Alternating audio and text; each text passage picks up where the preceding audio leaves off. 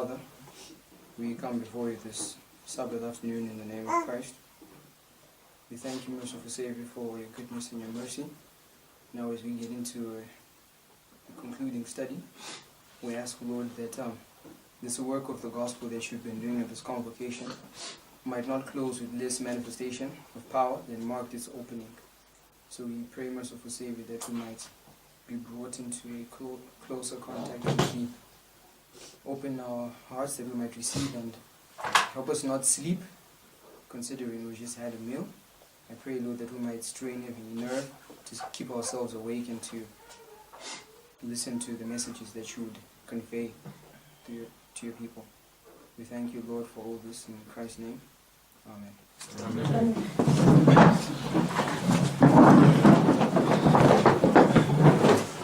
Did we all get notes? How many of us have notes? How many of us have notes? What we're going to do, are we together? Yes. Okay.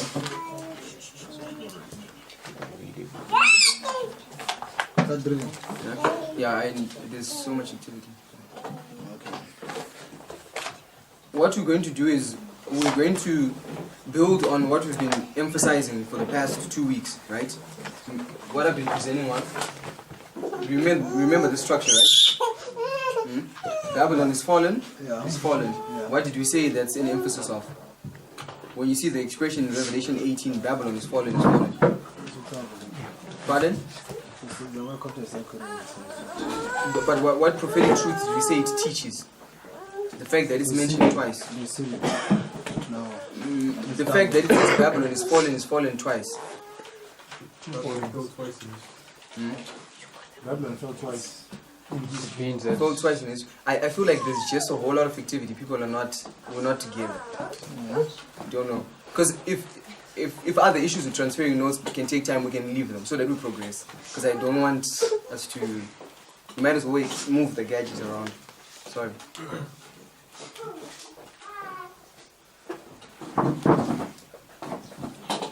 Continue the question. Yeah.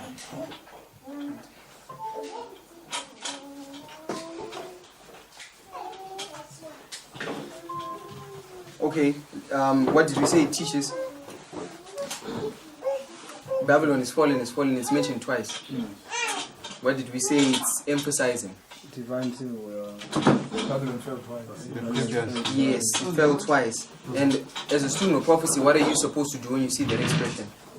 Go to the previous falls of the Babylon. Yes, right. And that's what we have here. Babylon is fallen, Genesis 11. Babylon is fallen, Genesis, Daniel chapter 5. I didn't put Daniel chapter 4, but it's there as well. It's in that line. So, you see that in the fall of Babylon, how many steps of the everlasting gospel do you see? 3, right? You see in both histories, right? Go to, right? Feast, handwriting on the wall, Belshazzar slain. You follow? Okay, let's go to the notes. There's some points that we want to make. So, Sebo is reading from page 1, so we're going to be going, weaving. Genesis chapter 11, verse 7. Let us go down and there confound their language, that they may not understand one another's speech. Verse 8. So the Lord scattered them abroad from thence upon the face of all the earth, and they left off to build the city. So if you look at this, I'm lining these waymarks, right? This is the executive judgment for Nimrod's Babylon, right? It's scattered, right? So the executive punishment is scattered, but it's scattered towards where?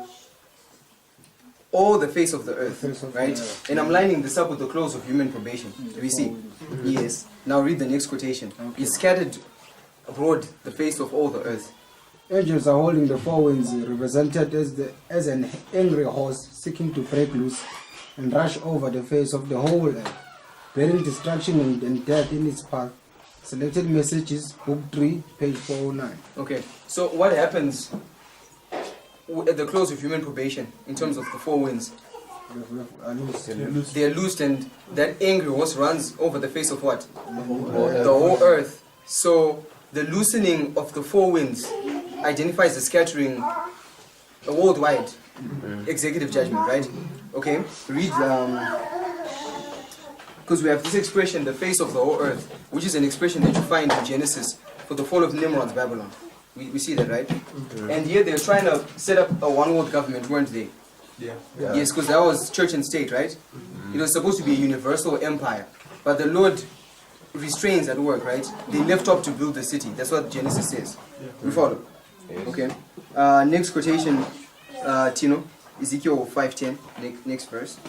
Therefore the fathers shall eat the sons in the midst of thee, and the sons shall eat their fathers, and I'll execute judgments in thee, and the whole remnant of thee will I scatter into all the winds. Into all the winds.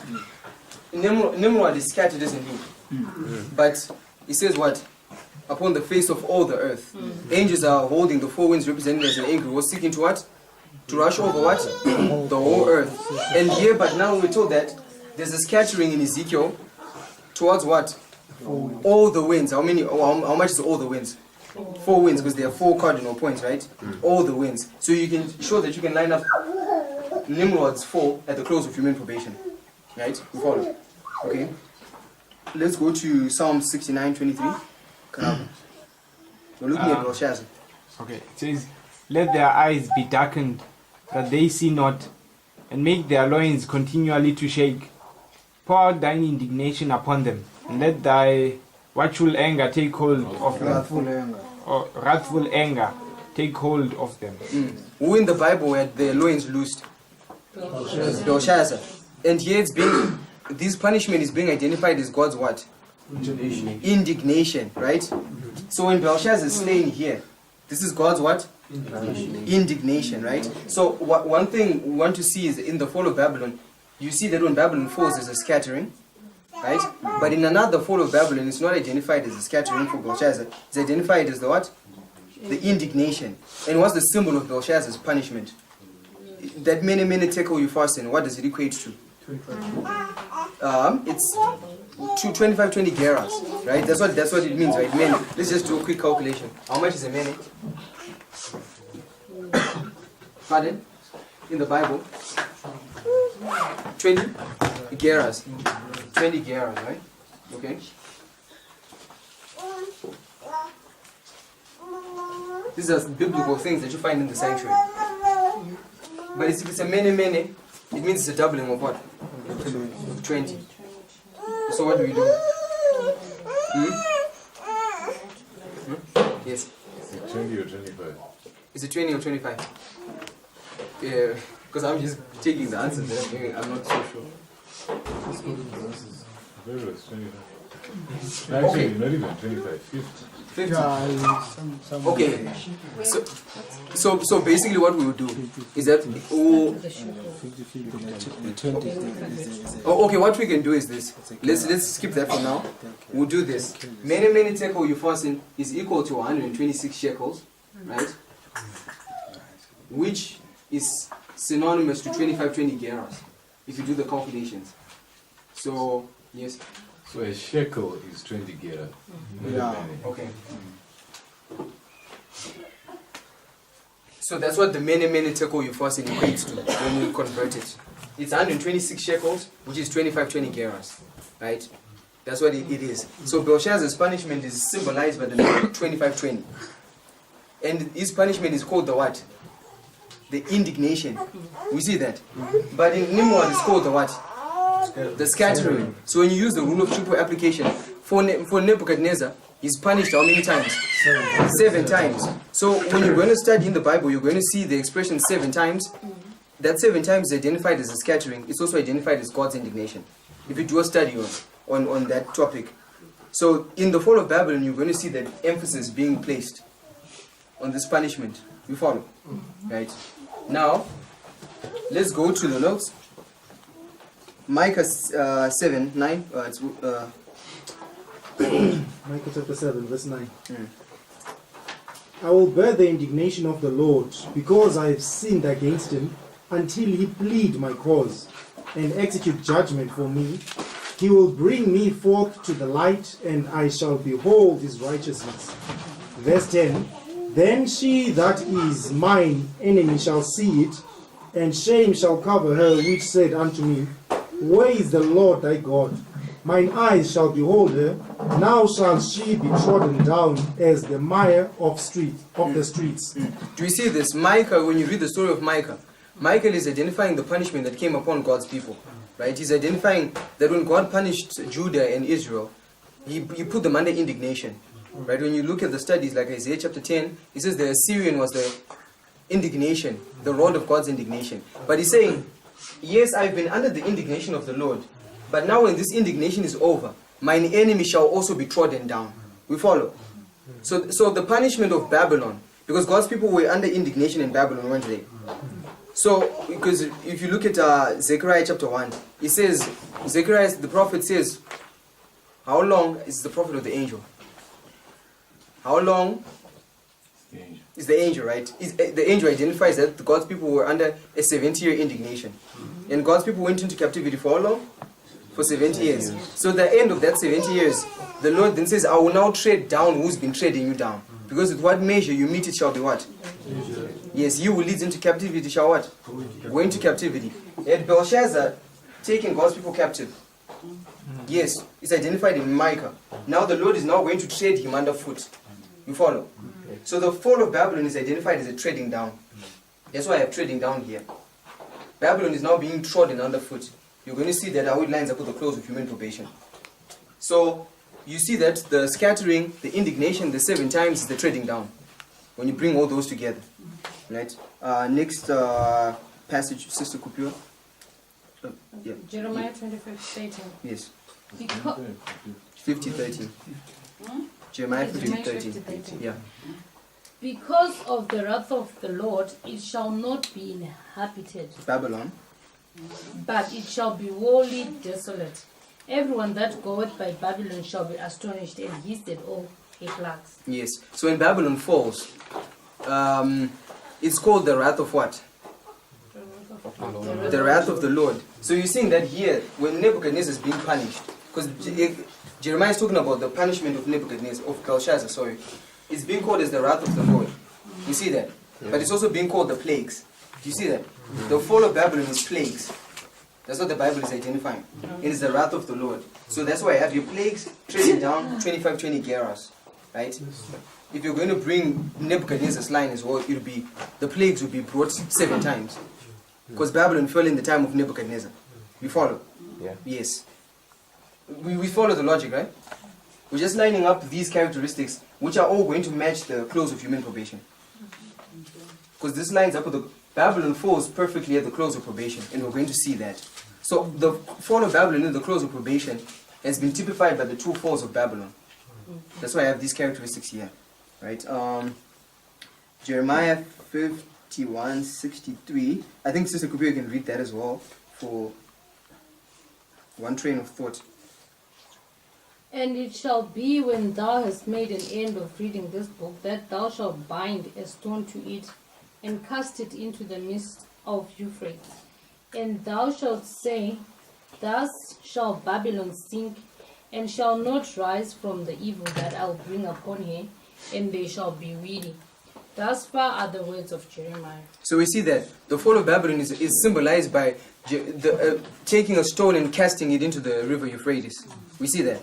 That's why I have here, stone falls. Plagues, treading down, indignation, stone falls. These are the characteristics of when Babylon falls. Right? And I have this quotation, Sister Precious. Sorry I didn't put the reference there, I couldn't. But this is from A.T. Jones, so what people can do is they can type keywords in the Pioneer CD-ROM and it'll pop up. Before Babylon falls, A.T. Jones is going to identify that there was a rumor. Yes, it's Great Empires of Bible Prophecy. That there was a rumor given before Babylon falls. And I'm lining it up with the Sunday law. As you can see here, Revelation 18:4, siege is a sign, rumor is a sign, go to city and a tower. Right?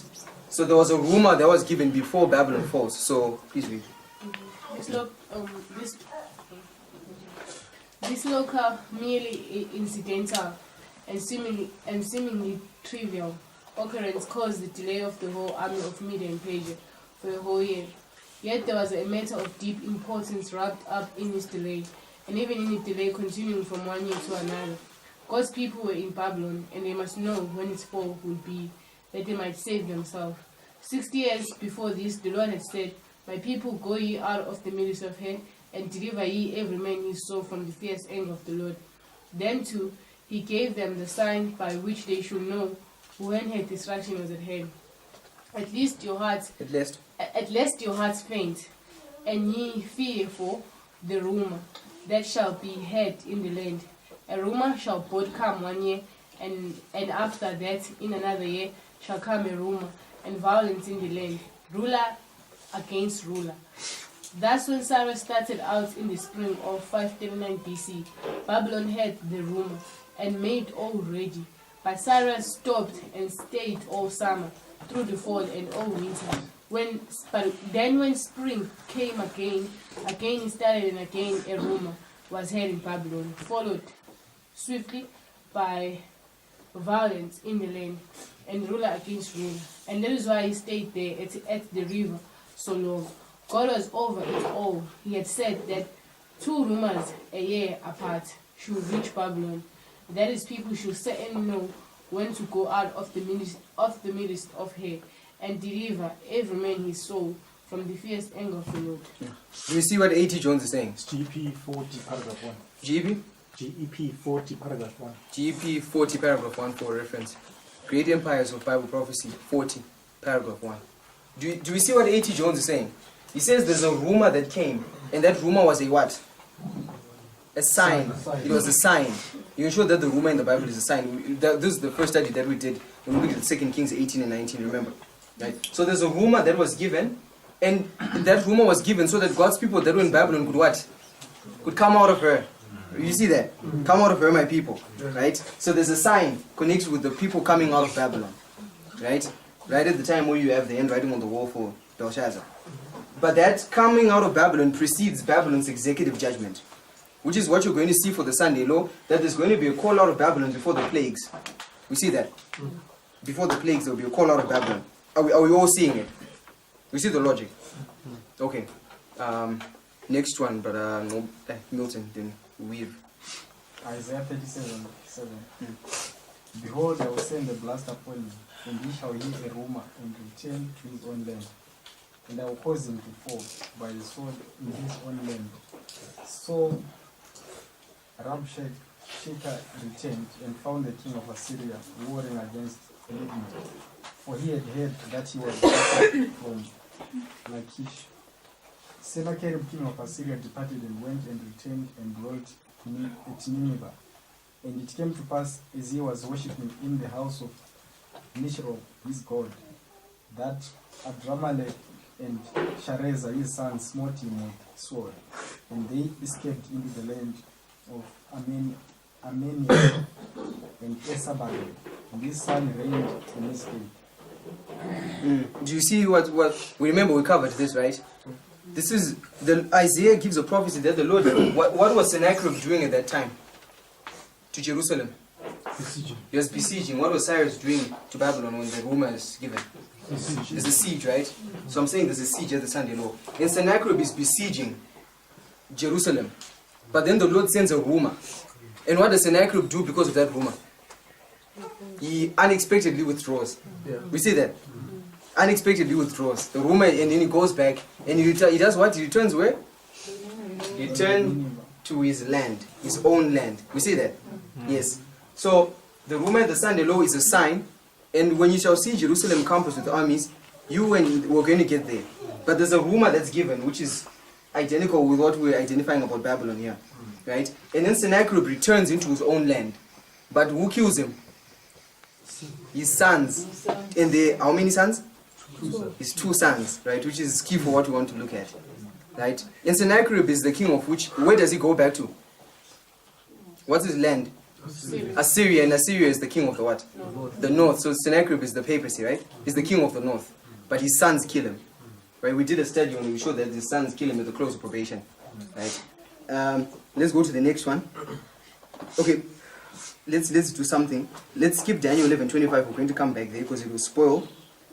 Let's go to Daniel 11, verses 9 and 10.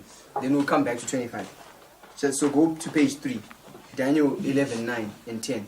I just want to put some things in place. For those who study Daniel 11, they're going to see the emphasis that we're trying to make. Sister Return. Daniel 11, verse 9. Yes. So the king of the south shall come into his kingdom and shall return into his own land. Okay, please pause right there. Who's returning into his own land? The king of the south, right? That's what it says, right? Yeah. So the king of the south is what? Returning into his own land. Right? Now go to verse 10. It's a problem which we need to address. By these sons shall be stayed up. Whose sons? King of the north. Let's not use reverse psychology. Whose sons? According to the grammar. I'm saying, what does the verse say? Not what do we know. What does the verse say? The sons of who? Grammatically, if you're going to sit in an English exam, it's the king of the south sons. That's what the verse says, right? Okay, read on. And shall assemble a multitude of great forces, and one shall certainly come and overflow and pass through. Then shall he return and be stayed up even to his fortress. You see the problem. Who's the power that overflows and passes through? It's the king of the north. But it's a problem because that expression overflow and pass through in the Bible always identifies the king of the north. All the time. All exclusively king of the north. But it's a problem because it says, but his sons. Grammatically, is the sons of the king of the south. Right? That are overflowing and passing through up to the fortress. But this verse is identifying characteristics of the king of the north. So it's like a contradiction. Do you see what I'm saying? Like, how can it be the king of the south who's doing activities of the king of the north? It's a problem. This verse is a problem, right? Because we know that contextually it has to be the sons of the king of the north, though it's not so grammatically. You follow? But this is where, for those who followed other presentation, I heard this and I saw the logic, so I decided to share. That word should not be south, right? It shouldn't be south. It has to be north, right? It's a translational error. You follow? Where it says the king, so the king of the south shall return into his own land. It has to be the king of the north, not south. You're going to find those expressions in the Bible where it may not be italicized, right? But it's not there contextually. I'll give you an example. In the King James Version, Daniel 11:45 says what? And the what? How does it read in the Bible? Let's read Daniel 11:45. As it reads in the King James. And you shall plant the between the sea in the glorious holy mountain. Yes, between the seas in the glorious holy mountain. Yeah. Yes, I know when you did a study, you're using different Bibles. But you can show it line upon line, right? But because it says he shall what? Plant the tabernacles of his palace between the seas, what? In the glorious holy mountain. But when you look in the Bible, does the king of the north ever enter into the glorious holy mountain? No. Does the papacy enter into the church triumphant? No. No. 2 Kings shows you that Sennacherib only comes up to the border. It actually says he shall not enter into this land. Remember, Brother Ngubani was mentioning it yesterday. The king of the north never enters into Jerusalem, the holy mountain. So you have to see that some of those things exist, but you can reconcile them line upon line. You follow? So when it says, let's go back to Daniel 11:9. When it says, so the king of the south shall come into his kingdom, and shall return into his own land. When you run that expression, return into his own land in the Bible, it's always identifying the king of the north. We gave an example of Sennacherib. Does Sennacherib return into his own land? Yes. And who kills him? His sons. So the power returning into his own land is always connected in one place with an activity of the sons too. You follow? And were they not Sennacherib's sons? Huh? They were Sennacherib's sons, right? So it's the sons of the king of the north. So let's change this verse. Daniel 11:9. Yes, line upon line, right? Line upon line. Let's read. So the king of the let's put north where it says south. So the king of the north shall come into his kingdom and shall return into his own land. Now look how it then makes verse 10 clear. But his sons, whose sons would that be now? The king of the north. You see my point? You see it changes. How we're going to, because if you're going to do an honest Bible study with a skeptical person, for you to show them that his sons are the sons of the north on this verse, some person, my brother, it's not according to the grammar, because the south was mentioned in verse 9. Why are you then saying it's the sons of the north in verse 10, when it's the south that was mentioned. We get the dilemma. Yes, let's go back to the previous page, the page before this, Daniel 11:25. Who's reading? Before you go, can I Yes. just ask a question? Like so if you're going to put the king of the north, how would that apply in the historical? We're getting there. Yeah. Daniel 11:25. 25. Yes, sir. I just want to say what our brother is identifying is, remember, we've been emphasizing the proof text method. But we find that there are two other methods, the historical grammatical method. The historical grammatical people are the ones that argue on those bases. They'll look at the grammar of the text and they'll fight with you. That's what is identifying. So you need to find, because Miller tells us that all scripture must reconcile, right? So is there any historical event which supports the idea of this idea of Western being? Yeah, it's there. It's there. If you read A.T. Jones, because we go to the proof text first, then we go to the history. But A.T. Jones identifies that Seleucus Callinicus, the father of Antiochus Magnus, and Seleucus Cyrenius, right, actually had a war with Egypt, but from during that war, there's a time when he returns back to Syria, right? So historically it's there, but after we've applied the proof text, you follow? Right, let's read Daniel 11:25. And he shall stir up his power and his courage against the king of the south with a great army. And the king of the south shall be stirred up into battle with a very great and mighty army. But he shall not stand, for they shall forecast devices against him. Then shall he return his land with great riches, and his heart shall be against the holy covenant, and he shall do exploits and return to his own land. Yes, when you see this expression, it's identifying after the Battle of Actium, right? Augustus Caesar, king of the north, versus Mark Antony, king of the south. But they forecast devices against Mark Antony. We follow. And Mark Antony goes and commits suicide. But then Augustus Caesar then returns from the Battle of Actium with great riches. Right? We follow. He returns into his own land, identifying the king of the north. We follow. Yes. So you have two witnesses from the Bible that it's the power that returns into his own land is the north. Right? Now let's go to the prophetic application as my sister was requesting. How do we put this on a line present truth-wise? Right? What would be synonymous to the king of the north returning into his own land before his sons are stirred up to the fortress? Because when are the sons stirred up to the fortress? Prophetically. Daniel 11:40. Because one of the sons shall overflow and pass over, even to the fortress. Isn't that what Ngobani was telling us? Russia remained standing in 1989, right? Don't you have two sons of the papacy at the time of the end? Yeah. Reagan and Bush, right?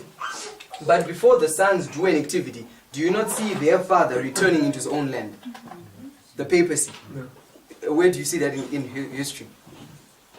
When does the papacy return into his own land? Just before the fall of the Soviet Union. 1929. What happened in 1929? Yes. The Lateran Treaty. What did the Lateran Treaty do for the papacy? The papacy was restored to the Vatican by Mussolini. He returned into his own land. Right. We follow? Okay, we're moving on. we can discuss for those who are not getting it. Right, we will discuss. But for those who are getting it, it's good. Let's go to the next passage. Now, do you see the emphasis? Is you have these falls of Babylon illustrated, right? I know for a lot of people who are not getting it, they haven't studied Daniel 11. I can tell. The bleak look, say it's okay, I understand. But I understand the drama that's going on. It's because people are not familiar with the present truth application. So we need to get them up to speed. But you get the emphasis, right? Yes. You're going to see this fall of Babylon typified in history. Now we're coming to the destruction of Jerusalem. Can the destruction of Jerusalem typify the 7 last plagues? Yes. Yeah, we're just taking events that typify the 7 last plagues, which are preceded by a sign given, a siege, right? There's a sign here, right? A rumor. There's a rumor here, right? So there has to be a rumor before the destruction of Jerusalem. destruction of Jerusalem typifies the 7 last plagues. We follow? The destruction of Jerusalem typifies the 7 last plagues. And before the 7 last plagues, there's always a sign given. It's key for us to see it so that we know what the seal is. We follow? Before the destruction, there's a sign. Do you see a sign before Babylon, Belshazzar? Yes, Cyrus, the ruler. Do you see a sign? Do you see a sign before, what's his name, Sennacherib is killed? A rumor. Yes. You see a sign, right? The rumor, and he returns into his own land. Right? So I'm saying before we get to a close of our probation, there has to be a sign. Right? There has to be a sign, which way has to line up with the Sunday law. We follow.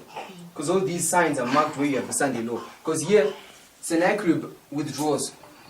Doesn't he? He unexpectedly withdraws. So when you get to the Sunday law, you're going to see some type of withdrawing that takes place, which gives the people an opportunity to flee. Okay. You follow? Okay, let's go to the passage. 2 Kings 25:1. And it came to pass in the 19th year of his reign, in the 10th month, in the 10th day of the month, that Nebuchadnezzar, king of Babylon, came, he and all his host against Jerusalem, and pitched against it.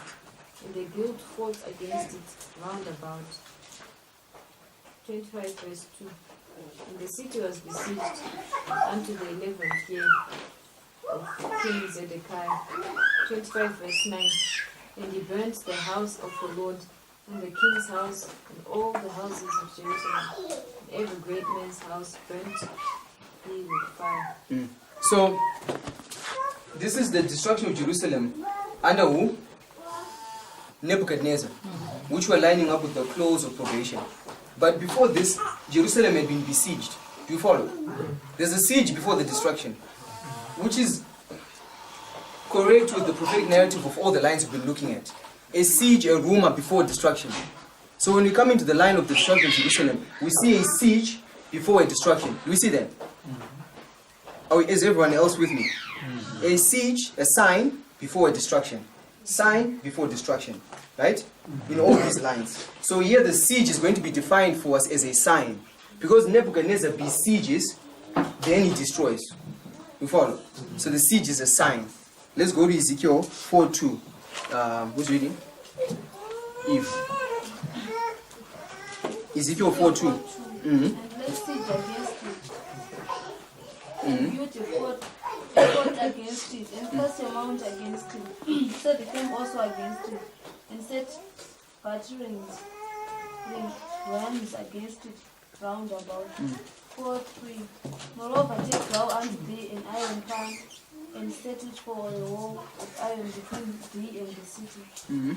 And set thy face against it, and it shall be besieged, and thou shalt lay siege against it. This shall be a sign to the house of Israel. So what's the siege?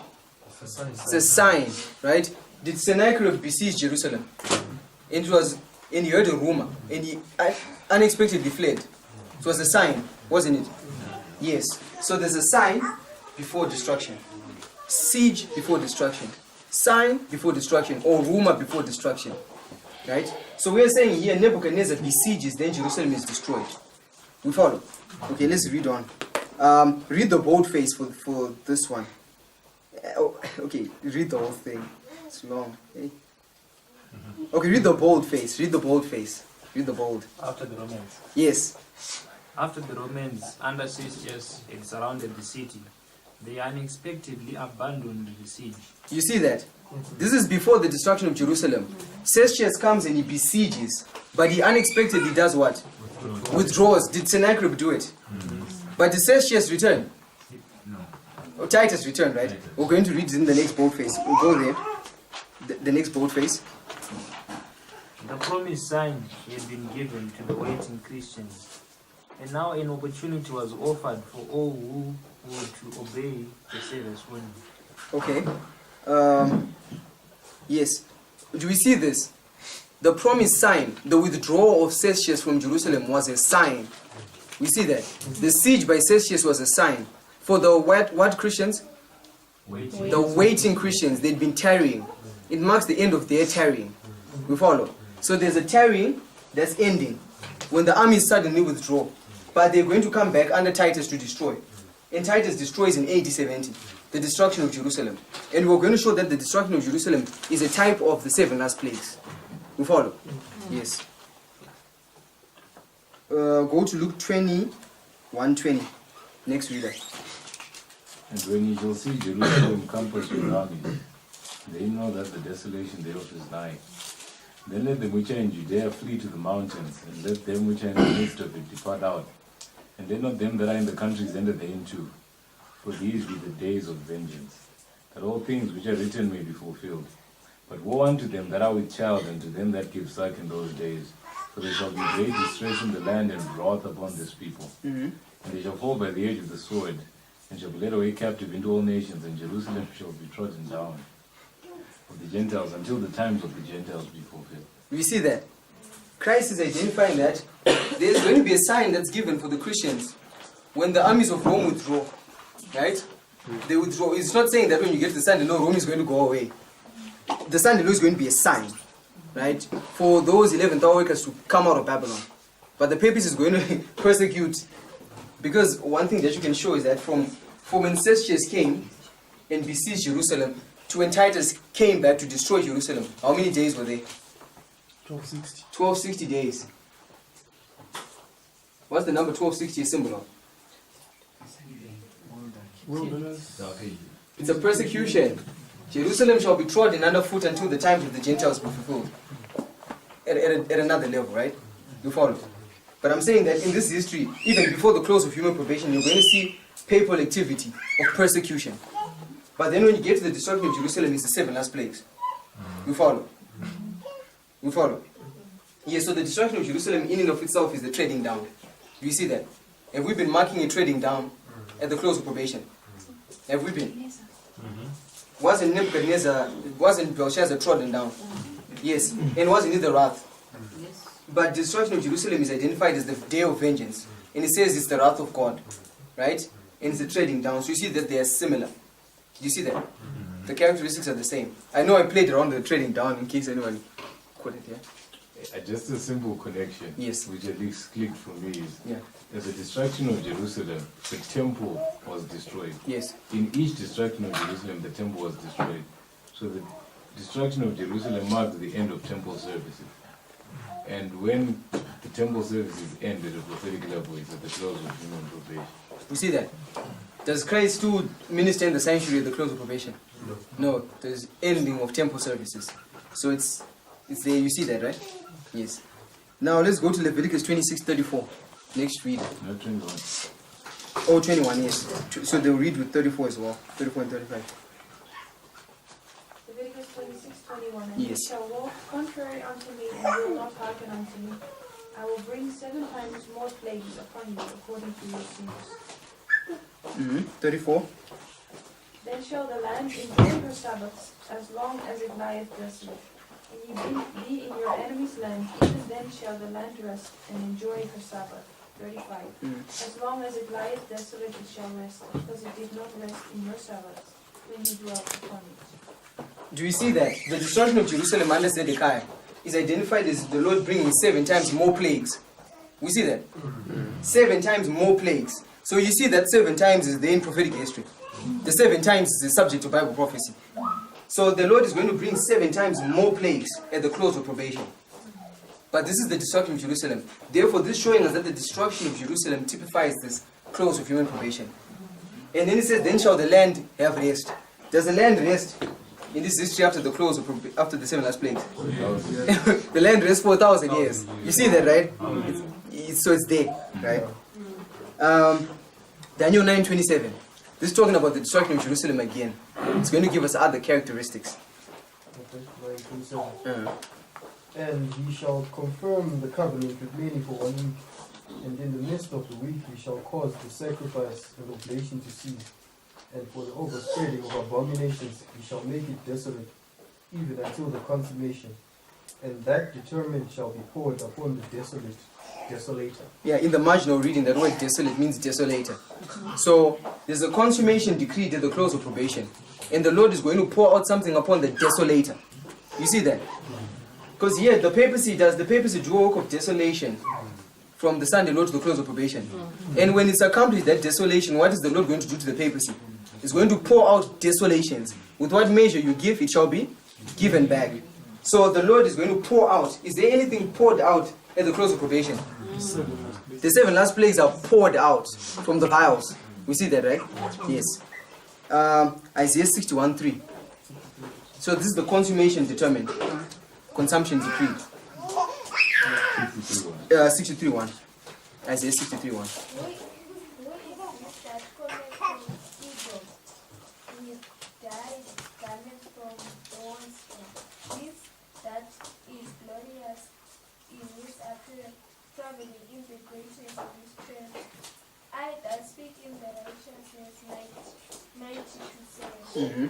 Verse 2. Wherefore art thou red in thine apparel, and thy garments like in that winepress. Verse 3. And I fragrant the winepress alone, and of the people there was none with me. For I will tread them in my enemies, and trample them my foes, and their blood shall be sprinkled upon my garments, and I will stain all my raiment. Verse 4. Read the first part of verse 4. It says what? For the day of the vengeance is in my heart. That's okay. Was the destruction of Jerusalem the day of vengeance? Here we're being told that the day of vengeance is when the Lord is doing what? Trading down in the winepress. You see that? In his fury. So the close of human probation is the winepress. You see that? When the Lord is trading down people in his anger. It's the day of vengeance. Right? Now, we won't read this one, it's too long. But one of the things that you can, because I didn't put boldface, let me read this one myself. Because I put some stars in them. So I want people to... Revelation 14:9. And the third angel followed them, saying with a loud voice, If any man worship the beast and his image, and receive his mark in his forehead, or his hand, the same shall drink of the wine of the wrath of God, which is poured out without mixture into the cup of his indignation. Right? So if you receive the mark of the beast, the Lord is going to pour out what? Indignation. There's something that's going to be poured out. Right? And he shall be tormented with fire and brimstone in the presence of the holy angels and in the presence of the Lamb. Verse 15. And another angel came out of the temple, crying with a loud voice to him that sat on the cloud, Thrust in thy sickle and reap, for the time is come for thee to reap, for the harvest of the earth is ripe. What's the harvest, according to Sister White? End of probation. So at the close of probation, is this the time of harvest? Yes, it's time of harvest, right? And then it says this, And he that sat on the cloud thrust in the sickle on the earth, and the earth was reaped. And another angel came out of the temple which is in heaven, also having a sharp sickle. And another angel came out from the altar, which had power over fire, and cried with a loud voice to him that had the sharp sickle, saying, Thrust in thy sharp sickle, and gather the clusters of the vine of the earth, for her grapes are fully ripe. And the angel thrust in the sickle into the earth, and gathered the wine of the earth, and cast it into the great winepress of the wrath of God. And the winepress was trodden out without the city, and the blood came out of the winepress, even unto the horse bridles, by the space of 1,600 furlongs. We see that? The wrath of God is the winepress. And this is desolations that are poured out upon people for receiving the mark of the beast. What are the plagues for? The grapes. The grapes? Oh, what are the plagues for? The wicked. The grapes. For the grapes. Oh yes, they're going to be trodden down. It's for the wicked, right? We see that? Yes. Yes, those who have the mark of the beast. Let's go to page 6. Hey, I feel we finished this now. But we'll go as far as we can go. Page 6. Who was reading next? Revelation 19:15. Page 6. Revelation 19, verse 15. And out of his mouth goeth a sharp sword, that with it he should smite the nations, and he shall rule them with a rod of iron. And He treadeth the winepress of the fierceness and wrath of Almighty God. And he hath on his vesture and on his thigh a name written, King of Kings and Lord of Lords. 18. Verse 18. That ye may eat the flesh of kings, and the flesh of captains, and the flesh of mighty men, and the flesh of horses, and of them that sit on them, and the flesh of all men, both free and bond, both small and great. Where do you see this expression, free and bond, small and great? It's for who? Who are the free and bond, small and great mentioned in Revelation 13? It's those that receive the mark. Right? And here we're being told that the winepress is the wrath of God. And Christ is coming as the King of Kings. When does Christ become King? At the close of probation. Sister White says that when he ends his ministration in the sanctuary, he removes his priestly garments and puts on his kingly garments. Because here when the four winds let go, Christ sets up his kingdom. You see that? Yes. Isaiah 10 verse 23. For the Lord God of hosts shall make consumption even determined in the midst of all the land. 24. Therefore thus said the Lord God of hosts, all my people that dwelleth in Zion, be not afraid of the Syrian. He shall smite thee with a rod, and shall lift up his staff against thee after the manner of Egypt. 25. For yet a very little while, and the indignation shall cease, and mine anger in their destruction. 26. And the Lord of hosts shall stir up a scourge for him according to the slaughter of Midian at the rock of Oreb. And as his rod was upon the sea, so shall he lift up after the manner of Egypt. So do we see something? We've identified the consummation decreed as the destruction of Jerusalem, didn't we? That's what it says in Daniel 9. Here that expression is being used again to say that the Assyrian is going to do a work of bringing indignation upon the people. But the Lord then says, no, once that Assyrian does that, I'm going to stir up a scourge for him. Right? There's a consummation determined. Right? Does the papacy persecute up to the close of probation? Do you still see a martyrdom from the close of probation or not? No. The indignation ceases. Yes, God's people will be in distress, but no blood will be spilled. You follow? So here, the Lord stirs up a scourge for the papacy. And that scourge is likened unto the punishment that came in the story of Gideon by the rock of Oreb. We see that. And it says that and it's likened to the fall of Egypt. Do we see that? Yes. And Babylon, in Belshazzar's time, was to fall as a what? Huh? A stone, right? It was to fall as a stone. Remember that scripture song that we like? Exodus 15. How did Pharaoh's host come to an end? Sank as a stone. Sank as a stone. But where did Pharaoh come to his end? Between the seas. You see that? Yes, between the seas and the glorious holy mountain. Because the children of Israel were there. Right? They were the church triumphant. Sister White has a quote which she says, triumphant Israel. What does it say? Yes, she identifies Israel at that point as being triumphant. So Pharaoh is looking upon them and is between the seas and the glorious holy mountain. You see that? Yes, he's between the seas. So the Lord is connecting those histories. But there's Oreb mentioned, right? But the story of the fall of Oreb is found in the book of Judges. Gideon, we did that, right? Can you see this more revision? Yes, that's why I'm sort of speeding. So I want to get to a certain point. Isaiah 28:21. I tell other people they just left behind now. Isaiah 28:21. But this is revision though. For the Lord shall rise as in Mount Perazim. Okay, pause right there. Does the Lord arise at the close of probation? Yes, Michael shall stand. As in Mount Perazim. And what's Mount Perazim defined as in my brackets there? Broken wall also? Outburst of wrath. Is there an outburst of wrath at the close of probation when the Lord rises? Does he rise because there's a wall that's broken? What's a wall in the Bible a symbol of? A law. Sister White says that the law is a wall of protection. Is there a law that's broken at the close of probation? Which one? Universal Sunday law. When they break down that wall, the Lord arises. What did Nebuchadnezzar do to Jerusalem? What did he break down? The walls. You see that?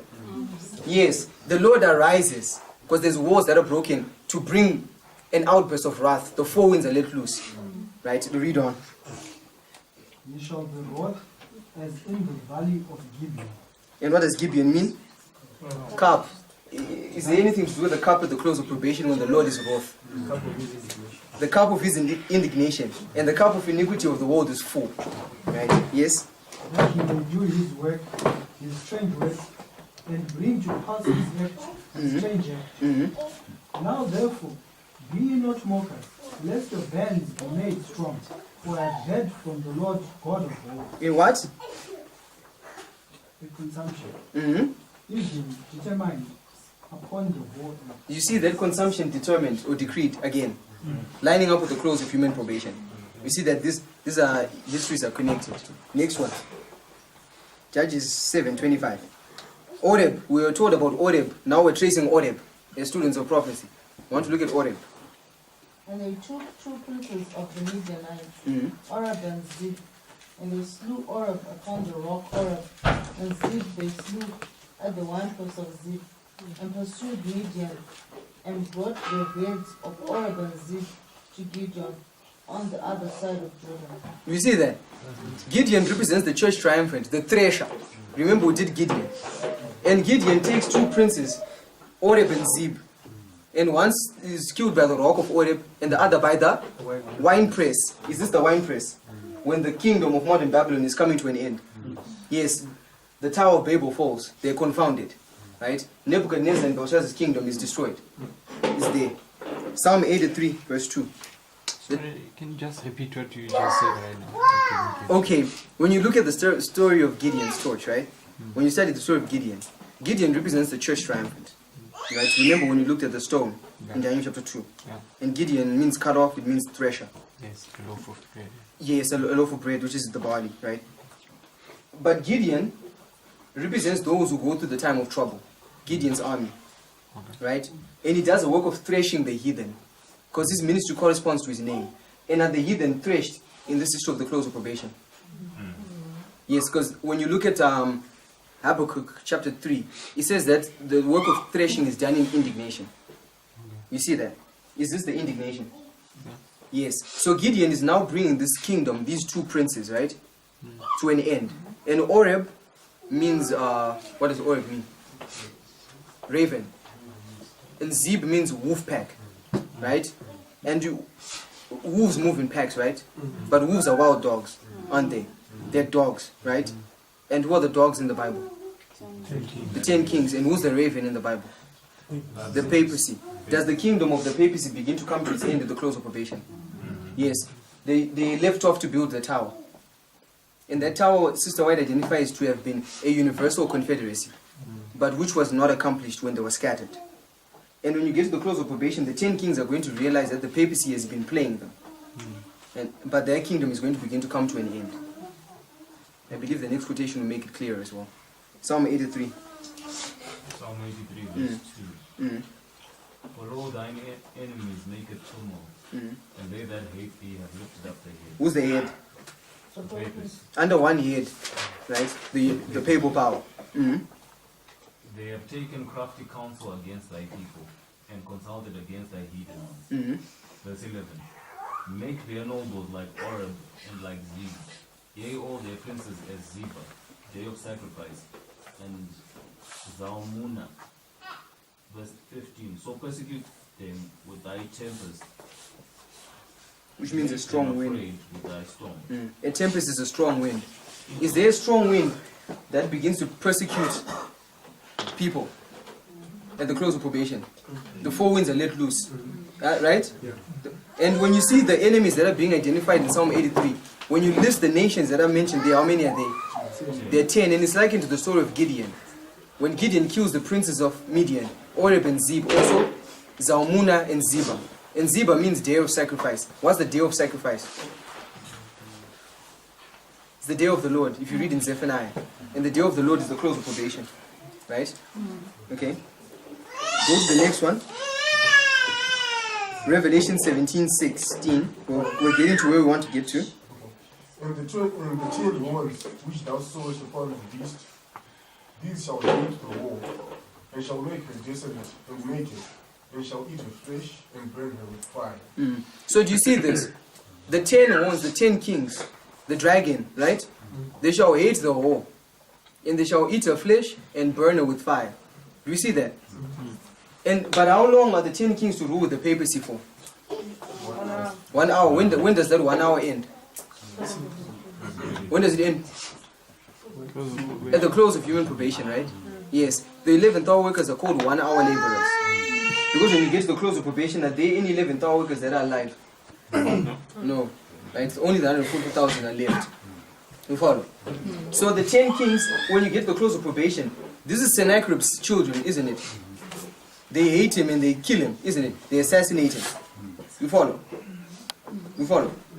Yes, even when you look at, when you did a study on Daniel 11, what did we identify to be typifying the fall of Julius Caesar, for those who were there?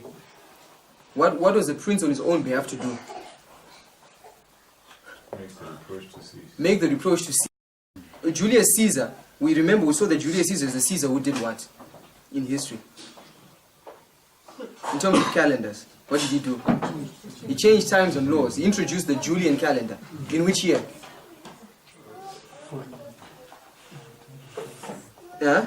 In 45 BC. Are there times and laws that are going to be changed in the history of the 45th president? Yes, right? And Julius Caesar, if you read Daniel 11, it says he returns to the fort of his own land. Then he stumbles and falls. Right? So you can see there's many witnesses that the power that returns to his land is the papacy. You see that? And then Caesar says, but a prince on his own behalf shall cause the reproach offered by him, by the papacy, to cease. Is the papacy dishing out reproach from the Sunday law to the close of probation? Yes, we did. This is revision, right? We identified that there's reproach offered in this history, didn't we? In that day shall 7 women do what? Take hold of one man, right? That their reproach might be taken away. They will say that we will eat our own bread and wear our own apparel, right? And we show that they that have the name of Christ shall suffer reproach. Is there people who have the name of Christ in the Sunday law? Those are the seal of God, and they're going to suffer reproach. But a prince on his own behalf, one of his military generals, will cause the reproach offered by him to cease. Because the 10 kings get to the close of probation and they destroy the papacy. You follow? The persecution ends at the close of probation. There's no bloodbath from there onwards. Julius Caesar stumbles and falls. Does the papacy fall at the close of probation? But the robbers of thy people shall exalt themselves, but they shall what? Fall. Yes. Go to 2 Kings 9:10. And the dogs shall eat Jezebel in the portion of Jezreel, and there shall be none to bury her. And he opened the door and fled. Okay. So Jezebel is a symbol of who at the end of the world? The papacy. But how did Jezebel die? Dogs ate her flesh. Is that a dog or dogs? Which is what? Plural. Who's the plural? Who's the plural? Okay. Who's that one in Bible prophecy? The plurality is the dragon, right? Beast, dragon, the false prophet, right? The 10 kings are the plurality, right? So the dogs eat Jezebel's flesh, yeah. Right? We see that? Yes. Isn't that what the 10 kings do? They shall hate the whore and eat her flesh. So the 10 kings are the dogs. We follow? Yes. Now, 2 Kings 9:22. And it came to pass when Joram saw Jehu that he said, "Is it peace, Jehu?" And he answered, "What peace, so long as the wardens of thy mother Jezebel and the witchcrafts are so many." And he said, "Throw her down." So they threw her down, and some of her blood was sprinkled on the wall and on the horses, and he killed the animals. Yes. Do we see this? Jezebel's blood sprinkles on the what? On the wall. You're going to see in all these histories, you're going to see walls. Do you see that? There's the handwriting on the wall. There's the outburst, the broken wall, Perism, and Jezebel's blood sprinkles on a wall when she dies. Does the papacy come to its end by a wall? Which wall? Huh? The Universal Sunday Law. Is there a wall connected with the fall of the papacy? Yes, a wall is a law. It's a decree. Right? So the papacy comes to its end here at the close of human probation, where you have the Universal Sunday Law. You follow? And what do the dogs do to her? The horses? They tread. They tread her down. Is this a treading down? You see why I was making all these lines? So that when we bring them together, we can have a complete picture. I just need you to be patient with me for emphasis. Right? We see that there's a wall here, and Jezebel comes to her end. And because of the whoredoms and witchcraft and sorceries, when you read Revelation 18, one of the things that Babylon is known for is witchcraft and sorcery. Right? Revelation 18, we're going to see an expression we saw in Jeremiah for the fall of Nebuchadnezzar's Babylon. Nimrod's, what's his name? Belshazzar's Babylon. Yes. 18:21. And a mighty angel took up a stone like a great millstone and cast it into the sea, saying, Thus with violence shall that great city Babylon be thrown down, and shall be found no more at all. 22. And the voice of harpers and musicians and of pipers and trumpeters shall be heard no more at all in thee, and no craftsman of whatsoever craft he be shall be found any more in thee, and the sound of a millstone shall be heard no more at all in thee. 23. And the light of a candle shall shine no more at all in thee, and the voice of the bridegroom and of the bride shall be heard no more at all in thee. For thy merchants were the great men of the earth, for by thy sorceries were all nations deceived. You see that sorceries, which is the same thing that Jezebel did, right? But what does it mean when you don't hear the voice of the bridegroom and the groom anymore? It's the close of probation, right? Because before when the bridegroom comes, you're going to see the voice of the groom, hear the voice of the groom and the bridegroom. But when they enter in and they shut the door, you don't hear their voice anymore. You follow? And you don't see the light of the candle. Because what's the foolish virgins left in? Total darkness. You can show that this is the close of human probation. And there's a stone that's thrown down, just like in Jeremiah. So this is the close of human probation, right? Revelation 3:7. Oh, it's me. Oh, it's me. All right. And it says, And to the angel of the church of Philadelphia write, These things saith he that is holy, he that is true, he that hath the key of David, he that openeth and no man shutteth, and shutteth and no man openeth. Where does this verse primarily apply? Who's the church of Philadelphia? Millerites. Did you see a shut door in the Millerite time period? When? 22 October. So this verse is applying to the close of probation on 22 October. We see that? Yes. Now, I'm going to read this quotation again. And I need us to follow this one carefully. Because I'm going to show that the close of probation is progressive, right? In a sense that there's a shut door for different groups. October 22, which angel arrived? The third angel. And what's the job of the third angel? To seal and to bind. But when is the perfect fulfillment of the third angel? At the Sunday law, right? Because the warning of the third angel is against the mark of the beast. But when is the mark of the beast implemented? So when are God's people sealed? At the Sunday law. We follow. So the sign, the siege, the rumor, is a seal. We follow. We follow that? Yes. The Sunday law is a sign that marks the seal of God. Right? Can you separate the desecration of the Sabbath with the seal? You follow? Yes. The Sunday law, because the third angel arrives at the Sunday law perfectly. It's perfectly fulfilled. And the work of the third angel, according to early writings 1:18, is to seal and bind. Therefore, if the third angel is perfectly fulfilled at the Sunday law, therefore the Sunday law, God's people are what? Are sealed. But you also have a shut door. Because on October 22, he shut a door that no man can open. We follow? We follow? Okay. So I'm going to read this quotation. Now, is that the end, Lieutenant? Oh. It says, Let none follow the example of the foolish virgins. Yeah.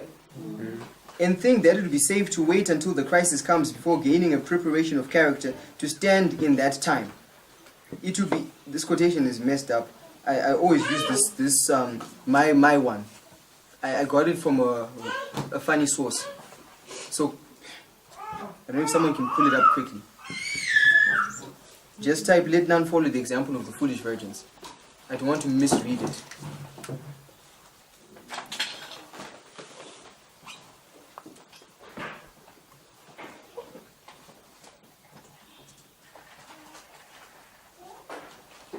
So the Sunday law is typified by October 22, because this is the perfect fulfillment of the third angel. And there's a shut door here. Anyone found it? Yes. Let none follow the example of the foolish virgins and think that it will be safe to wait until the crisis comes before gaining a preparation of character to stand in that time. It will be too late to seek for the righteousness of Christ when the guests are called in and examined. Now is the time to put on the righteousness of Christ, the wedding garment that will fit you to enter into the marriage supper of the Lamb. In the parable, the foolish virgins are represented as begging for oil and failing to receive it at their request. This is symbolic of those who have not prepared themselves by developing a character to stand in a time of crisis. It is as if they should go to their neighbors and say, "Give me your character or I shall be lost." Those that were wise could not impart the oil to the flickering lamps of the foolish virgins. Character is not transferable. It is not to be bought or sold. It is to be acquired. The Lord has given to every individual an opportunity to obtain a righteous character, but He has not provided a way by which one human agent may impart to another the character which He has developed. You don't. The day is coming, and it is close upon us, when every phase of character will be revealed by special temptations. Those who remain true to principle, who exercise faith to the end, will be those who have proved true under test and trial during the previous hours of their probation. That's okay. Please give us the reference. That I may know Him, which is TNK, page 350, paragraph 2 and 3. So we've dealt with this quotation before. What is Sister White saying? She's saying, let none follow the example of the what? The foolish virgins who think they can gain a preparation when the crisis comes. Right? When does the crisis come? In the parable. At midnight. Doesn't the crisis come at midnight? Because she then likens the wedding garment to the oil, doesn't she? And she's saying you cannot then go to your neighbor when the crisis comes to get oil. And that oil is the same symbol, is the same expression for wedding garment. But then she says we were supposed to gain this wedding garment during what? The previous hours of our probation. We see that. So when the bridegroom comes at midnight, is the end of what? Or probation. Because at that point the foolish virgins cannot gain any oil.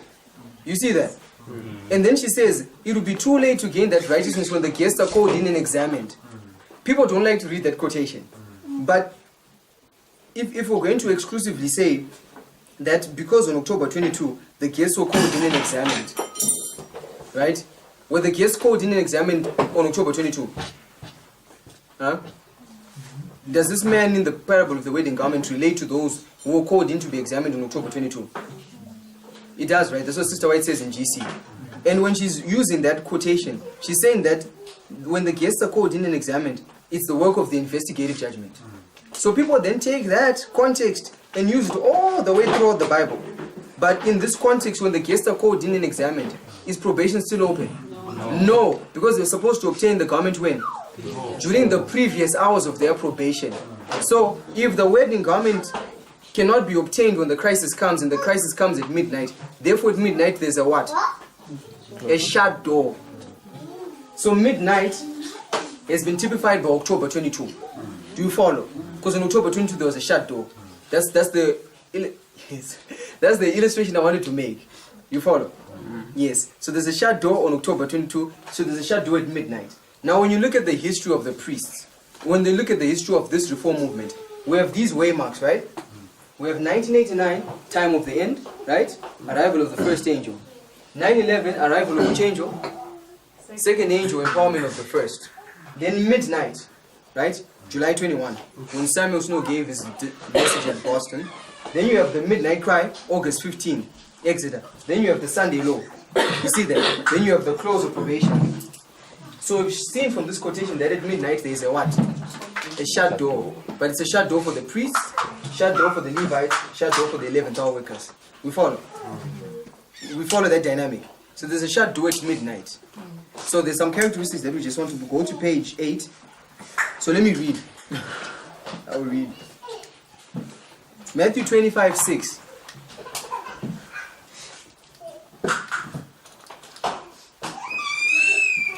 And at midnight there was a cry made, Behold, the bridegroom cometh, go ye out to meet him. And the foolish said unto the wise, Give us of your oil, for our lamps are gone out. So there's a separation at midnight, there's a shut door there. So what we want to do now, you see that in the closing time, the characteristics that apply at the Sunday law can be brought back at a fractal level to the other waymarks where you see a shut door. Do you follow the logic? So you see there's a rumor, a siege, a sign, a sealing. We see that?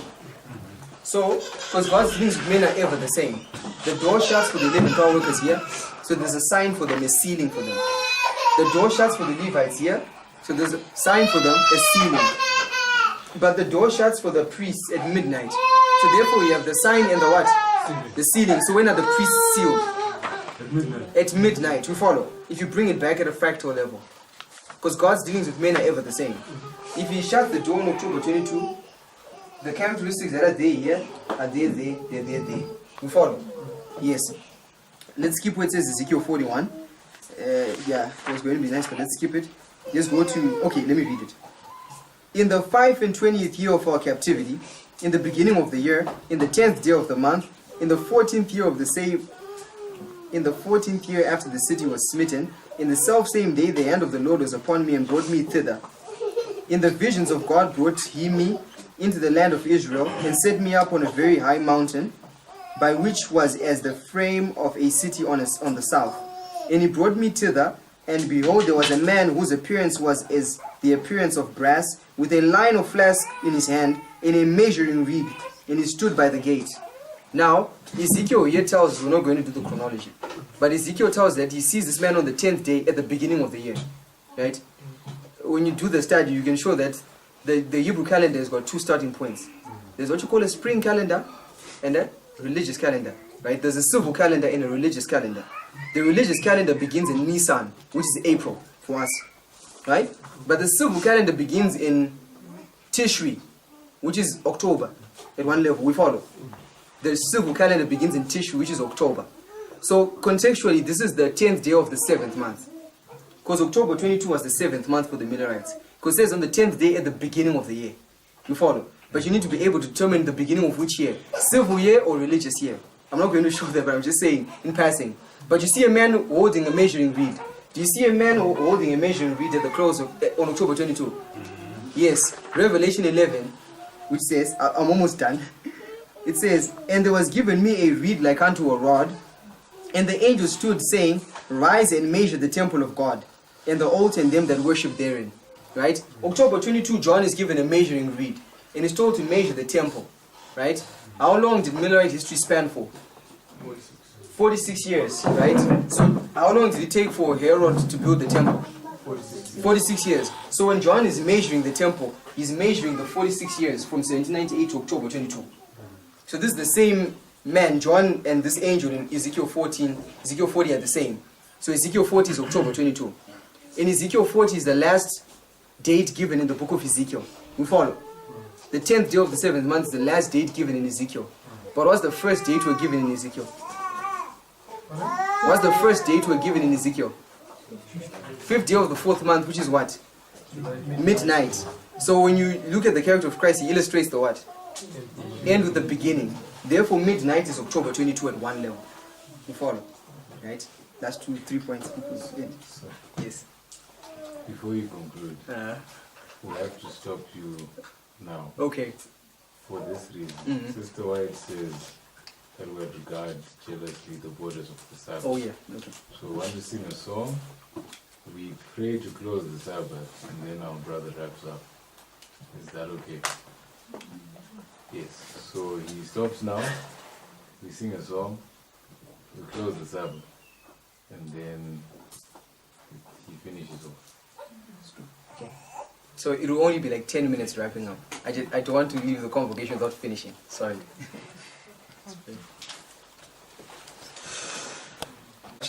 Right? And then putting some extra planks, right? Some additional emphasis. So we made the argument that here you see a sign, which is the ceiling, because people a rumor, and the sun below, right? But we then saw that the sun below has been typified by October 22. But October 22 applies at a symbolic level to different waymarks for different groups. We read quotations which show you that midnight at one level is October 22, depending on which group you're dealing with. Midnight, there's a door shut for the priests, so this is October 22. Midnight cry is also October 22 for the Levites. The Sunday law is October 22 for the Gentiles. We see that. So at each of these waymarks, you're going to see a shut door, shut door, shut door. So you're going to see a ceiling, ceiling, ceiling. We follow? Yes. That's the point we're trying to, make. So on October 22, I have then Daniel 7:13. So I'll just read now. Daniel 7:13 says this. This is what took place on October 22. And I saw in the night visions, and behold, one like the Son of Man came with the clouds of heaven, and came to the Ancient of Days, and they brought him near before him. That's why I have clouds here. October 22 clouds. You see that? But are the clouds stationary? Are they fixed on one position? What are they doing? They're moving. Right? We're going to see what it means when a cloud moves. Numbers 9:18. In the notes, Numbers 9:18. At the commandment of the Lord, the children of Israel journeyed, and the Lord commanded, and at the commandment of the Lord they pitched. As long as the cloud abode upon the tabernacle, they rested in their tents. Do you see that? When the cloud doesn't move, what are the people supposed to do? To tarry. So if a cloud is moving on October 22, what's ending? A tarrying time. When Cestius comes and besieges Jerusalem, it was a sign for which Christians? For the waiting Christians, but did they remain waiting? No, they fled. It was the end of waiting. Do we see that? So, at each of these waymarks, you're going to see an end of a tarrying, right? Sunday law, there's an end of a tarrying. Midnight cry, there's an end of a tarrying. Midnight, there's an end of a tarrying. For midnight, it's not difficult to see. Why? Excuse me. Why will the virgins tarry? What time does the bridegroom come? At midnight. Therefore, at midnight, there's an end of what? A tarrying. It's simple, right? Yes. Now, I'm going to read this quotation. PP 166, paragraph. We read this earlier on in this convocation. 166, paragraph 3 to 167, paragraph 1. It says, before the destruction of Sodom, God sent a message to Lot. Escape for thy life. Look not behind thee, neither stay thou in all the plain. Escape to the mountain, lest thou be consumed. The same voice of warning was heard by the disciples of Christ before the destruction of Jerusalem. We see that. So before the destruction, the people are told to what? To flee, to escape. They're supposed to flee. Right? And she's connecting that with the destruction of Jerusalem. When you shall see Jerusalem compassed with armies, then know that the desolation thereof draweth nigh, is nigh. Then let them which are in Judea flee to the mountains. Luke 21:20-21. They must not tarry. Do you see that? To secure anything from their possessions, but they must make the most of the opportunity to escape. There was a coming out, a decided separation from the wicked, and escape for life. So it was in the days of Noah, so with Lot. So with the disciples prior to the destruction of Jerusalem. So it will be in the last days. Again the voice of God is heard in a message of warning, bidding his people separate themselves from the prevailing iniquity. The state of corruption and apostasy that in the last days would exist in the religious world was presented to the prophet John in the vision of Babylon, that great city which reigneth over the kings of the earth. Before its destruction, do you see that? Before the fall, destruction of Babylon, in the close of probation, before its destruction, the call is given from heaven. Come out of her, my people. that ye be not partakers of her sins, that ye receive not of her plagues. Do you see that? Before the 7 last plagues, what are God's people told to do? To come out, to flee, which is the sign. And she's connecting it with the sign of the abomination of desolation. This is exactly what we've been doing, but this is a quote that brings different lines together. We see that. And this is the end of a tarrying, tarry not. And then she says, Revelation 18:4, as in the days of Noah and Lot, there must be a marked separation from sin and sinners. There can be no compromise between God and the world, and no turning back to secure earthly treasures. Ye cannot serve God and mammon. Then I'm going to read the next quotation. By the decree enforcing the institution of the papacy in violation with the law of God, our nation would disconnect herself fully from righteousness.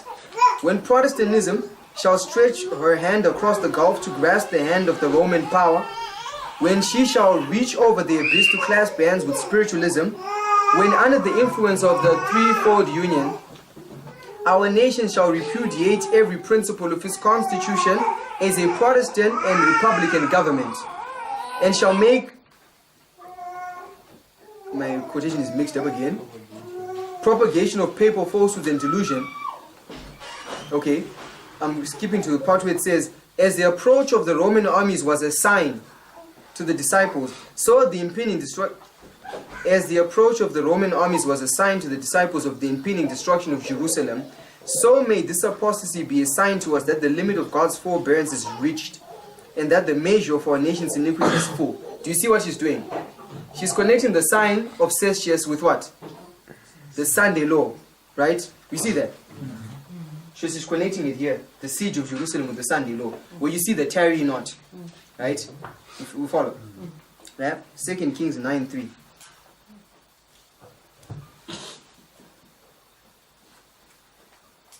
Is there tarry not at midnight? Is there is, right? Is there tarry not at the midnight cry? Is there tarry not at the Sunday law? So you can bring it at a fractal level, depending on the group that's being dealt with. But you see, we worked at the primary level and we bring it back to the fractals after the big picture is established. You see that? Yes. So 2 Kings 9. This is the anointing of Jehu. Then take the box of oil and pour it on his head and say, thus saith the Lord, I have anointed thee king over Israel. Then open the door and flee and what? Tarry not. Right?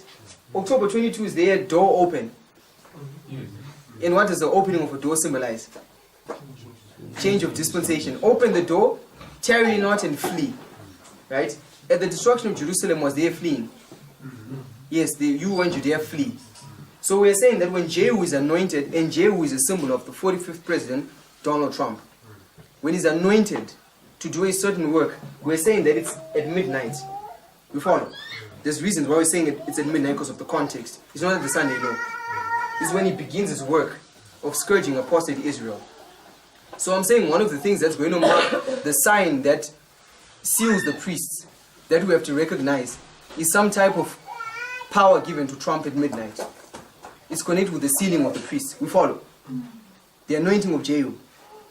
That's what's going to, one of the intricacies involved with the sealing of the priests.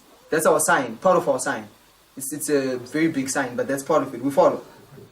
Jehu is a symbol of Trump. I can't get into the study, but Jehu is a symbol of Trump. Right? And then it says this.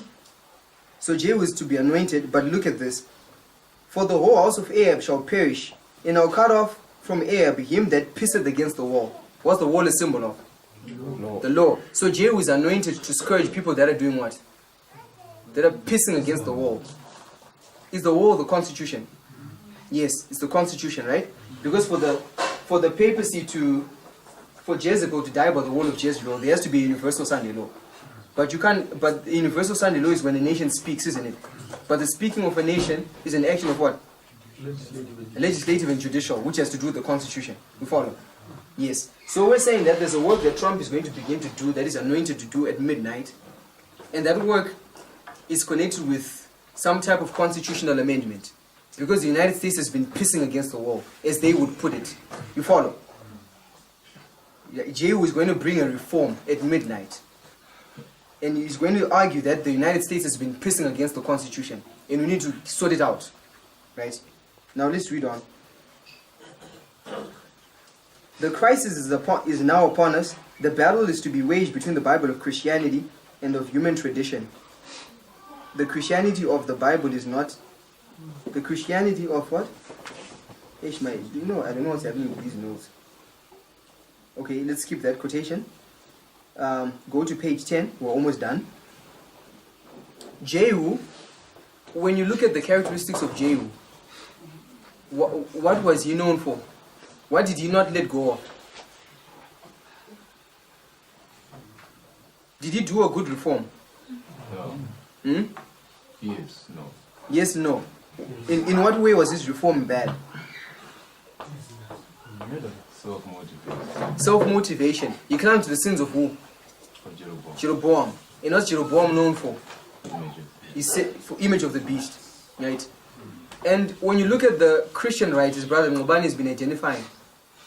What's one of the things that they are seeking to do? What was Alaric seeking to do? But what's one of the things that they're not letting go of? Traditions. Papal teachings, right? Isn't it? Yes, they've got the character of the image of the beast. They want to bring a reform in the United States, right? Which is based on a good motive, but they're clinging on to tradition. So there's going to be a war beginning at midnight between the tradition, Christianity of the Bible, and the Christianity of tradition. So there's going to be some type of constitutional convention at midnight. You follow? Because the constitution has been pissed on. Now when you look at the Christian right, what's one of the things that they're saying is wrong with the constitution? There's no God in it. Isn't it what they're saying? We need to bring God back into the constitution. You, United States, have been pissing against the wall, and we need to sort it out.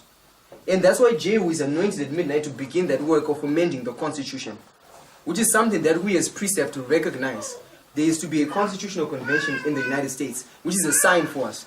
And when that takes place, know that the desolation of draweth nigh, and that the seal has arrived. Like, the door is closed, right? The sealing, remember, is a progressive work, right? Jerusalem is chosen progressively. Now, let's read on. It says, midnight equals seal for priests. Now, I'm going to read this quotation from PK 254. Sister White says this. Called to the prophetic office while Ahab was still reigning, Elisha had lived to see many changes take place in the kingdom of Israel, in brackets USA. Can Israel be a symbol of USA? Yes. It's a glorious land, isn't it? Yes. Judgment upon judgment had befallen the Israelites during the reign of Hazael, the Syrian, which is Putin. Vladimir Putin is Hazael, right? Who had been anointed to be the scourge of the apostate nation. The stern measures of reform instituted by Jehu, Trump and the National Reform Movement, had resulted in the slaying of the house of Ahab, the fall of the USA. In continued wars with the Syrians, Russia, Jehoahaz, Jehu's successor, had lost some of the cities lying east of the Jordan. For a time, it had seemed as if the Syrians might gain control of the entire kingdom, but the reformation begun by Elijah, which is Daniel 11:40-45, and carried toward by Elisha, Revelation 18, and the priests, had led many to inquire after God. The altar of Baal had been forsaken, and slowly yet surely God's purpose was being fully fulfilled in the lives of those who chose to serve him with all their heart. So what was Jehu doing? What was he bringing to Israel? Reform. He was reforming. So what's Trump going to be doing at midnight? Reforming. You've been pissing against the constitution, let's reform it. We follow? Yes.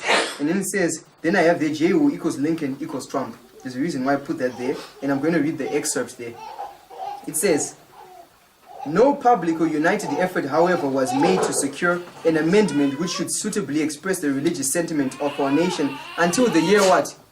1863. The civil war in which the nation was then engaged was almost universally felt to be an expression of the divine displeasure against the nation. Now, when did the National Reform Movement begin? And what was Jehu's work? Reform. And it's not an accident, it was in 1863. Who was president in 1863? Abraham Lincoln. What's interesting about Abraham Lincoln? He was the first Republican president. Typifying what? The last Republican president. Therefore, Jehu is who? Trump. The last Republican president, Trump, because he's bringing reform. Lincoln, we follow. Yes. So I don't know. Maybe the Civil War begins at midnight, probably, right? But you see the emphasis, right? Yes. Now we only left with the page, which is good, and then it says. Now, if you look at how Jehu rose, how did he rise? It was a revolution. The story in 2 Kings chapter 9 is the American Revolution, which is going to repeat at midnight onwards. But it rose through revolution, right? And then it says, then they hasted and took every man his garment and put it under him on the top of the stairs and blew the trumpet, saying, Jehu is king. So Jehu, the son of Jehoshaphat, the son of Nimshi, conspired against Jehoram. Now Jehoram had kept Ramoth Gilead, he and all Israel, because of Hazael, king of Syria. But King Joram was returned to be healed in Jezreel of the wounds which the Syrians had given him, and he fought with Hazael, king of Syria. So when Jehu is anointed, what's just happened to the United States? It's been wounded. Has Ngobani not been talking about the wounding? Who's wounded them?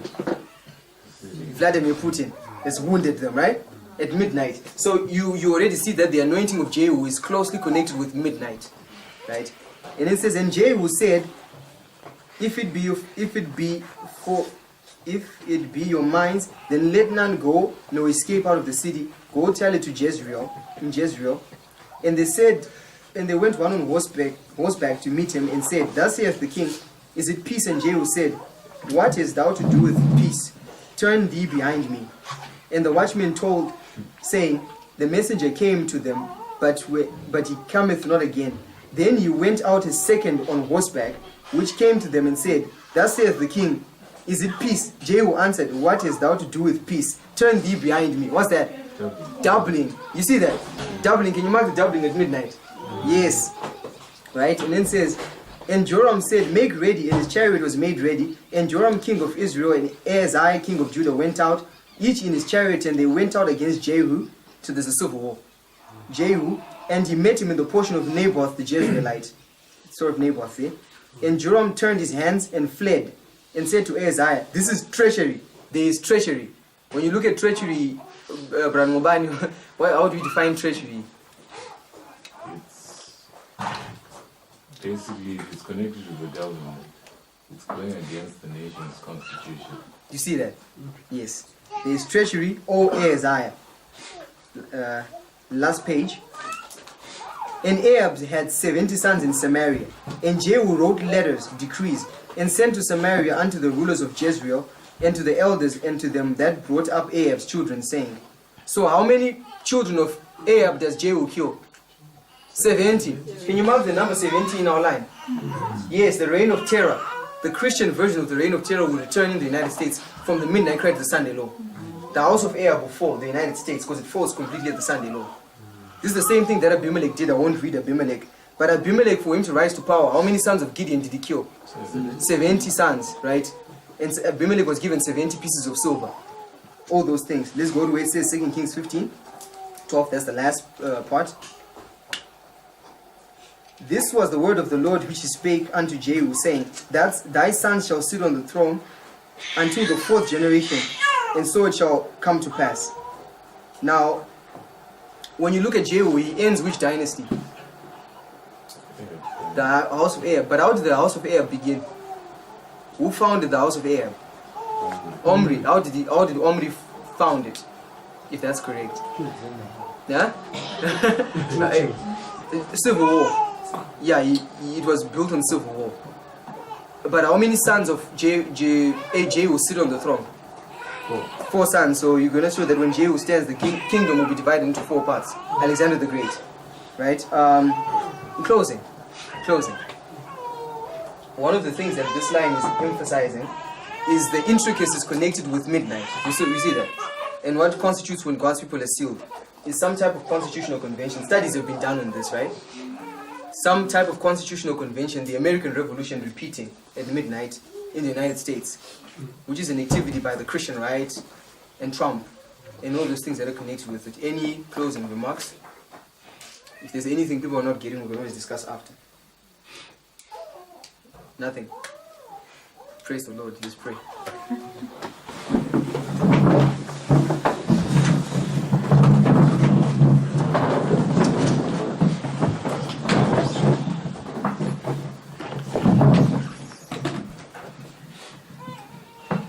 Heavenly Father, we thank you for this convocation that you have granted us. We thank you, Lord, for binding off these thoughts and for bringing everything, Lord, to a logical conclusion where we have failed as human vessels to convey the mind of Christ in its entirety. We pray, Lord, that you might grant the people the aptitude and the spiritual fortitude to test these things out, for there's things that you desire to open to each and every individual.